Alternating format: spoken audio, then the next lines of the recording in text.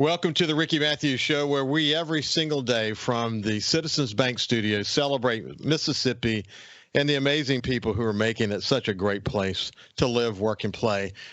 Baby, it's cold outside. That song is ringing in my ear, and boy, is it cold outside. I've been doing a full court press to save some Queen Anne palms around our pool here at the house on Back Bay in Biloxi. In fact, last year I actually discovered that there's some strip. It's a heat strip that you would normally plug in and put this long pliable coil around plumbing. Essentially, is what it's used for, to keep plumbing from freezing. That you can also put those on palms, and the way you do it is you put these blankets down, or wrap the heart of the palm in the blankets, and then you wrap these heated coils around it. They don't get super hot. Then you plug them in, and then you wrap them again. You wrap them on the outside of the coil, and it creates some good heat that will protect the heart of the palm. That's especially important if you're trying to save a Queen Anne palm. Well, anyway, I tried those last year. And what we did is we actually, you probably have heard the stuff that you can spray on the prongs of palms, and apparently it's some kind of material that's supposed to protect them. We tried that last year during the really, like that multiple day 20s freezing temperature that we had, and it did not save the prongs, but the coils that I had discovered did save the heart of the palms. The sad thing is, unfortunately, that we lost all our prongs, and it took months for that thing to show a sign of life. I think they went dormant for a period of time, and then they came back. But it was kind of agonizing waiting to see if the palms survived. So this year, we're taking a slightly different approach. I'm trying to actually save the prongs this year, which means we bought some incredibly large tarps. And we have the tarps over them, and we have lights on the inside. And for everything that was inside the tarp last year with the lights, they survived really well, including the hibiscus trees. So we're going that approach. The wind has made it tough. It's been a bit of a tough little fight that I've had here at the Matthews house. But so far, I think we're winning, and we'll see how that goes. But, it's tough. A lot of people are worried about plants and pets. And icy roads, all those issues that are something that we don't have to worry about too often in coastal Mississippi, but certainly that's on everybody's minds right now. Hey, listen, I was looking forward to being joined today by my friend Frank Bordeaux, who is the vice president of Cadence Insurance, and he's also, as you well know by now, Frank is the chairman of the Mississippi GOP, and we were going to chat about his the GOP efforts that he's involved in. But we're going to have a really deep conversation about the insurance situation, just get an update on how things are going. And unfortunately, Frank's having to deal with some issues surrounding the freeze, which you can understand. And so we're going to reschedule Frank and have him back on, because it is time for us to get an update about kind of where we are. I have a terrific guest that we're going to be going to here shortly, my friend Sonny Schindler, Captain Sonny Schindler. But before we do, I wanted to share with you real quick, this history book that I get every morning had some interesting points to make this morning. One is the iPhone makes its debut in January 2007. I talk about this a lot, that what the iPhone did to transform media cannot be overstated. I mean, it is a very significant act. What's interesting for those of us who were here and sort of overcoming the aftermath of Hurricane Katrina, recall that we did not have iPhones then. I mean, it seems like they've been around forever. But in 2007, when he introduced them, it really put this tool in everyone's hands so they can take a picture and write comments on social media or whatever. All of us became reporters in 2007. At least we were proclaimed that we would soon become reporters, because as we now know, the proliferation of the smartphone has changed media and changed how we communicate really forever. There was another point that was brought out in the history book, and that is singer-songwriter Joan Baez was born in January back in 1941, and she said this along the way. She said, "Action is the antidote to despair. Action is the antidote to despair. I would have actually applied that to the conversation I was going to have with Frank, and I'll share it again when we have Frank on the show. But it can be pretty deflating to deal with your insurance situations at home. The cost of insurance, the cost of wind insurance, the rising cost of flood insurance. And I think if we as a set of communities have to stay focused on doing the right things and bringing our leadership together, having a strong wind pool in Mississippi, staying focused on communicating with FEMA so that the tweaks can be made in their risk rating 2.0 that a lot of us are focused on here in coastal Mississippi. But action is the antidote to despair. There's a quote that I use often, which is, there's a powerful lubrication, the change that comes from pain. So when we feel pain, we're pretty much motivated to change. And I think we in coastal Mississippi know a lot about pain and know a lot about change, and we're really focused on that. So you never know what thoughts this history book are going to conjure up. So without any further ado, let's shift gears and move over to my friend Captain Sonny Schindler on this cold day in coastal Mississippi, and just say, first of all, good morning. Good morning, man. Well, you're not fishing today, my friend. No, I'm home. The whole family's here. School got canceled, and my wife is able to work from home today. So we got them. We got the puppies. We got the heaters going. Man, it's chilly. It's ice all over the back deck and front yard. It's a mess. Yeah, it is a mess. But this too shall pass. It looks like we're going to have another blast of 20s weather coming through over the weekend, and then it's supposed to warm back up. I mean, warm back up for this time of year. But it almost looked like there for a while we weren't going to get any cold blasts like this. How does it, other than the obvious, north winds push all the water in, it becomes way too dangerous to fish in this kind of weather. Other than the obvious, how does this kind of freeze that we're experiencing, how does it affect your world? I mean, during the coldest parts of it, I've had some really good days. I was talking with two of my buddies. Our kids all go to school together, and I think they came with me last year on one of these. We left the dock, ice on the deck, and I think it was in the high 20s when we left, and it got up to the low 40s by the time the trip was over. But it was cold. And we went to the marsh, but it was no wind, no nothing. The fish were a little lethargic to begin with, but as soon as about the time you peel out of that first layer, and you feel it, it's almost like they do. And we put on a clinic with some redfish. I'll look for the deeper holes for the trout. I've got a few little spots in close and down in the marsh where, you'll fish one little, and I mean tiny, like not much bigger than the bed of a big pickup truck, where like a bend in a ditch or a canal that the current and the tide naturally digs it out over time.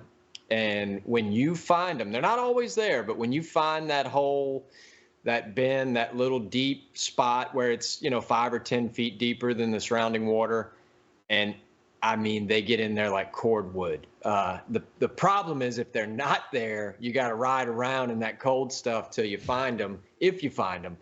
But when it works, it's something to see, because I mean you almost cane pole them. You can sit there and they will not leave that hole till it gets warm. And a lot of days like today, it's not going to get warm enough for them to get out of those. And look, it'll be the few times we've done it when it's this chilly, and I haven't been out a whole lot of times where it's 20s and sustained stays in the 20s, but it will be trout one cast, sheephead the next cast, redfish the next cast, puppy drum the next cast, and then just keep cycling.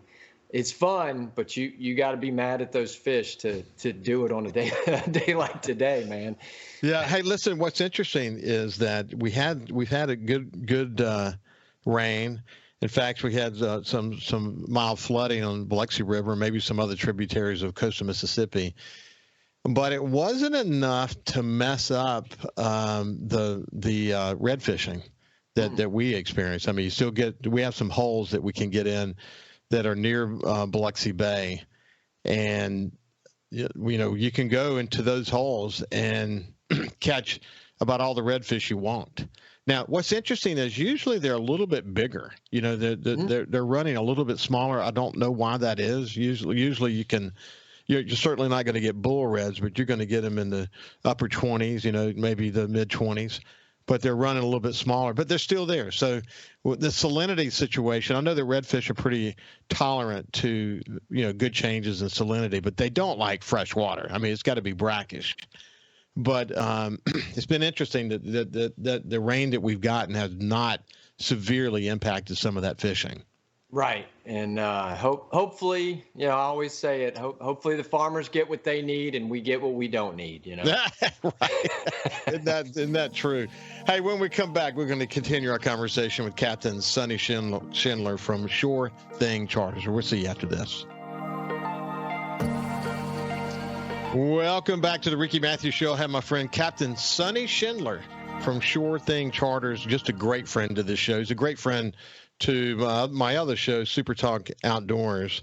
I enjoyed checking in with Sonny. He's got a good feel for the lay of the land here in coastal Mississippi as we continue our conversation from the Citizens Bank studio. Thrilled to have Citizens Bank as a primary sponsor of the Ricky Matthews Show. Sonny, coming back to you though, it is interesting though that we were discussing before we went to break that if you as a human being can tolerate it, even this time of year when it's cold, even when the water is pushed out because of the north wind, you find the holes where the fish are congregating, and you can have a heck of a time, can't you? Oh yeah, and another good. I hate cold. I'm not even going to try and sell this, but another good thing about these cold weather episodes with that wind and that ultra low water is if you can do it safely, slowly, carefully, get out there in areas that you're familiar or somewhat familiar with and explore in these ultra low events and find the bars and the shell pads and the little canals and trenches. I can't tell you how many spots because Matthew and I usually stay back for the winter and fish, and going out there when these tides, when you can barely launch the boat when it's that low, and then getting out there, and sometimes it's terrifying, because you'll find little piles of rocks or pipes sticking out of the water, and you've been running through these areas for years, and you never knew they were there. But once you learn that contour, that it's a little trickier to try and study it off a bottom machine or a good chart these days without getting out there and putting your eyes and just really seeing what's there. It's very helpful. It's just cold. You got to pay to play. It hurts. It's chilly. It's not safe. It is not. So that's why a lot of our captains are hunting, and I even got to hunt last week, man. It was a good one. Good. How did you do? What kind of hunting did you do? I went with Captain Keith. Several of our guides do not come out of the woods. They won't be back in the woods till the last season ends, whatever that is, archery or primitive. But Keith was in town in between the Delta and Illinois. He goes everywhere. He called me up to Tylertown. Margot, my daughter, has asked to go. I didn't want to force her to go in the woods. And he said, man, come on up. We're going to do a little instruction. And, if she thinks she's ready, we'll shoot. And he's got a beautiful chunk of property up there. And we did a couple hours of gun safety and training. He was a sniper for the SWAT team years ago, retired and highly decorated, super, and just wonderful people. But she passed with flying colors, and the second morning, we got her a little spike, and she dropped it. I got a picture. I didn't know if I could show a picture on your show if it was a downed animal, but man, it was a big moment. Well, that's exciting. You get to have some venison for your family. Heck yeah. And that's what it's all about. I talk about it on my show, the Outdoor Show, all the time, that for people who don't understand hunting, they don't really understand the role that the hunting community plays in helping to conserve the resource. I mean, I can't say that enough. But beyond that, it's about the storytelling. It's about the passing from one generation to the next. It's about laughing uncontrollably. It's about spending time with family and friends and relaxing and just taking in God's beautiful earth. I mean, that's what it's about. I mean, look, if she had not had the opportunity to shoot a spike, you guys would have still made an incredible memory that you would have carried with you for years to come, wouldn't you have? Oh yeah, no, and I was just as excited about the. I know how to shoot. I'm familiar with guns, but I'm from the school of find somebody smarter or better than you. And learn from them. And Keith is, light years ahead of me when it comes to firearms and shooting ranges and all that. So why not put her?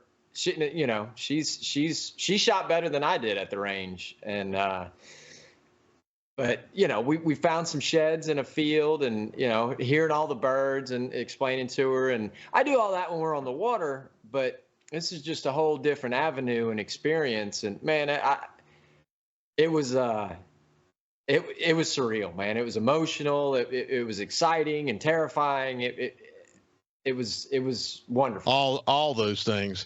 Hey, listen, I was just checking the situation up in the Mississippi Delta as we speak. 6 degrees this morning. Yeah. I'll be up there Thursday. So let's see. For Saturday morning, 14 degrees. Sunday morning, 16 degrees. That's brutal. that's cold. Y'all have like heaters in your blinds? Yeah. So well, look, my son Jordan, he loves to bow hunt, and he'll be out in those teens, climbing trees and bow hunting, and amongst them, my son-in-law Keith and my grandson Brody will be up there. They'll definitely be in a shooting house with a heater. Because if you're going to take a kid out in that kind of situation, you have to really protect them. You got to bundle them up, and you got to make sure they're going into a situation where they can be safe. Because there's no reason you can't be safe at 14 degrees, but if you don't pay attention, you can be not safe very quickly. Yeah. And then we do that'll be for deer hunting. There'll be a lot of duck hunting going on usually, but in those kind of temperatures, everything's going to be frozen. And there's not, for most people who don't realize this, you don't do much duck hunting when the water's frozen over. It just, the ducks don't have a place to land. So it's just kind of the way it is. And then we had this weekend, and then we'll have another weekend. And the hunting season up there is over. Now we'll go through February the 15th here in the southern zone. But our time up in the Mississippi Delta will kind of come to an end as it relates to hunting. And then we start thinking about, okay, what kind of improvements do we want to make on our property, over the next year? And then we shift into a whole nother, mode and still enjoy going up there. We'll go, up there 2 or 3 times during the spring. And then during the summer, things will start to heat back up again to get ready for next season. But it's a year-round thing. And it's a year-round opportunity for fellowship and fun, and the time we get to spend up in the Mississippi Delta. I can't talk about the Delta enough because I think it's important for people in the Delta to understand coastal Mississippi. It's important for people in coastal Mississippi to understand the Delta, and we can all work together to make sure the tide for all of us rises at the end of the day. So it's one of the reasons why I enjoy the fact that my show is actually expanded on Thursdays to include the Delta and the Jackson areas, including, of course, the Mississippi Gulf Coast. But and then look forward to it expanding, further than that and on more days than that. That's kind of the plan as we go forward. But so you were in Tylertown, is that what you said? Yes, sir. I was there with the Crawford family. And the cool thing is I didn't really get into hunting until college, and my first deer, a doe, first deer I ever shot was like in 1995 in Tylertown. I don't remember the place we were at, but so she got her deer in the same place her dad did. So yeah, and that's so neat. Yeah, for over 10 years, I had Jordan was coming up, and then Justin was behind him, My daughter didn't hunt, but she loves to fish. But so I've spent probably 10 plus years. Not even, I'd hold a gun for them, but essentially I just sat with them, and we had some great times hunting with my friend Clay Wagner up on the Big Black River. We had some great times. My son Justin went to school with his son Weston, and then we just all became friends. And he's got two other sons, that Tipton and Jackson, that we enjoy spending time with. And now they're all adults, wonderful adults, and we still have sort of this brotherhood, this outdoors brotherhood that we all enjoy so much. I mean, it's been a big part of my life, that's for sure. So, as you guys look at the year, as you get into the rest of January and get into February, how's the bookings look for you guys? Bookings are fantastic. The majority of our guys have such loyal repeat business. And as many years as you've been in through it, the natural order of things, if you, you do a decent job, and I like to think our guys do better than a decent job, your year fills up very quickly between the island and our day trips and our corporate trips and good, regulars that go a couple times a month or so. Personally, I'm ahead of schedule. So my year's kind of blocked off. The island house is pretty much done. And no, it's just maintenance and getting ready. That's what we're doing. Hey, Sonny, thanks for joining us today. I really appreciate it. And good luck to you. I hope the weather improves rapidly so you guys can get back out on the water. Hey, since Frank Bordeaux is not able to join us, and we've got another show that we've got to do shortly, we're going to do a quick replay of a conversation I had with JT Mitchell, who's head of SuperTalk Mississippi News. If you missed it, you'll enjoy it. If you heard it, listen to it again and sign up for the SuperTalk newsletter at supertalk.fm. You'll be glad you did. We'll see you after this break.